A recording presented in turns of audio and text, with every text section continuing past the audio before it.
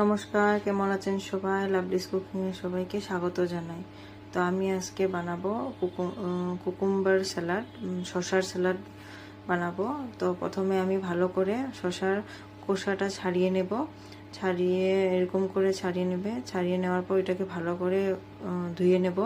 ধুয়ে তারপরে এরকম করে পাতলা পাতলা করে আমি এটাকে কেটে নেব। তোমরা যে যেরকম চাও এরকমও কাটতে পারো।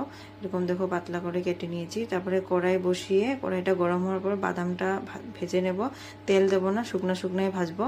বাদামটা ভাজা হয়ে গেছে আমার। ভাজা হয়ে যাওয়ার পরে এই যে বাদামের খোসাটা আছে লাল লালটা, এটা আমি ভালো করে এটা খোসাটা ছাড়িয়ে দেবো। তারপরে কড়াইয়ের মধ্যে লঙ্কা দিয়ে দিব। লঙ্কাটাকে এরকম ভেজে নেব।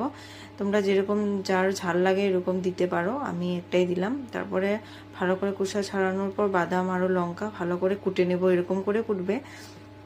কুটে তারপরে দিয়ে দেবো আমি শসাটার উপরে। তারপরে দিয়ে দেবো 2-3 চামচের মতো দই দিয়ে ভালো করে অল্প নুন দিয়ে ভালো করে এটাকে মিক্স করে নেব। তোমরা এরকম স্যালাড বানিয়ে খেয়ে দেখবে, ভালো লাগে। তোমরা ট্রাই করে দেখবে। তোমরা দইয়ের জায়গায় মিওনিসও দিতে পারো, ভালো লাগে। মিওনিস দিলে চিলি ফ্লেক্সও দিতে পারো। আর ভিডিওটা যদি ভালো লাগে লাইক কমেন্ট শেয়ার করে দেবে।